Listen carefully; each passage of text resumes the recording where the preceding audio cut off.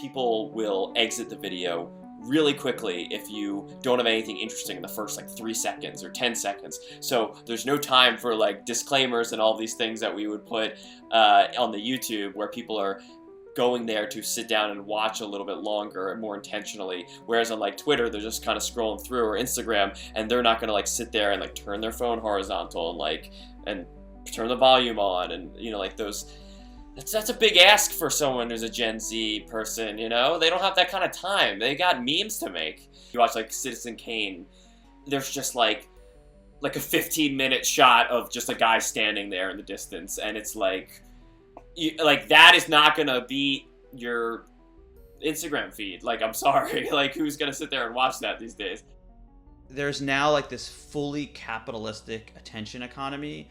And so where it used to be like, this is TV, and here's how TV is traditionally done, and here's film, and here's how we do film, and here's how the film business works. It's like all that's thrown out, and it's like all that matters is like connecting with the psychology of viewers and competing with their attention on very basic ways.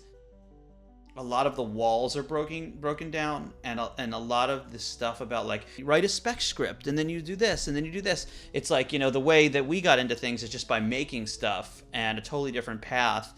And you know, I taught myself how to animate on lynda.com, like and then I was just out there with everyone, and I started just making stuff, and there was like no rules. We're now so data driven in everything we do. So like Netflix is just collecting so much viewer data, and YouTube and all these places. You used to have like Nielsen ratings, and now you have like drop off rates where you can see when like a person like switches off Netflix, or if like this type of home screen makes people click more on this box and versus that box, and placing a trending feed here. It's just like you can track people's eyeballs and where they move around the screen. You know, like there's just the amount of data we're collecting, I think, is revealing new ways about how people consume. When we started working at Bleacher Report, it was like, if you weren't constantly updating how you think about media, you were gonna lose out to everyone else, because you can't just make stuff and just assume people are gonna watch it. Now it has to be compelling.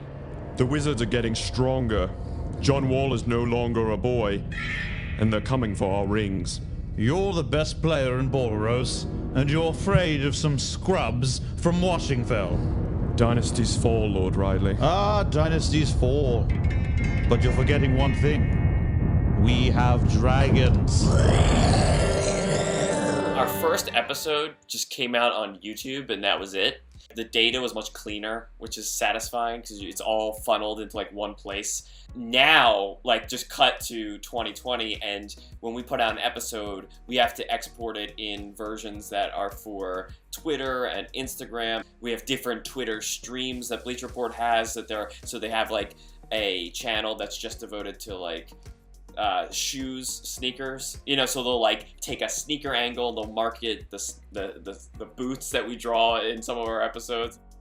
And then there's like a BR betting channel where they like taking bets on what character is going to show first. In the time that we've been making Game of Zones, the media landscape has fractured into like all these different social media platforms, and we've had to evolve with that. Like the nature of like a viral video has changed from 2014 when we did the first episode. We used to know all the viral videos. I think that the like half-life of a viral video is like much shorter now. So like things just like explode for like 6 hours and then they like fizzle out.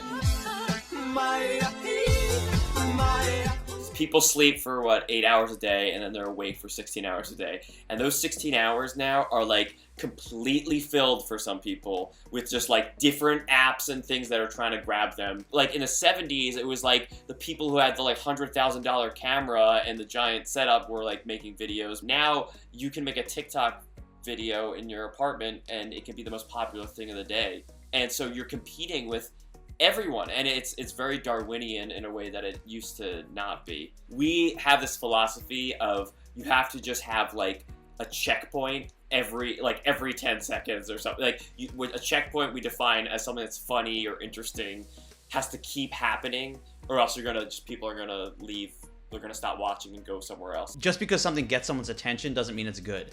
So like outrage, like people get so, like outrage is like addicting for people, and you can make a ton of content. Like there's certain news channels that just make stuff to get people angry and outraged all the time. Just because something is really like enjoyable doesn't necessarily mean it's healthy. And that's like sort of, I compare it to eating junk food in some way, which is like we make dessert, we don't make like, educational programming, but like we figure if we're gonna make dessert, let's make the best kind of chocolate available. So if someone's gonna have that, they're gonna really enjoy it. It's good homemade ice cream. There's the junk food out there that can be made, or there's the like substantive, like higher art of entertainment that you could watch, but requires like a little more patience and self-discipline to like sit yourself down and really appreciate the subtlety. And I think that like those things, we don't want to lose those things that are like more sophisticated and are available because we're just being bombarded by like the latest outrage clip or whatever is available that triggers our more like basic instincts. Craig and I are very, very, very careful about every detail in these cartoons. And it's being careful and diligent about every decision and caring about every decision that ultimately makes a piece of content that people are like, that was actually better than I thought it was going to be when I watched it.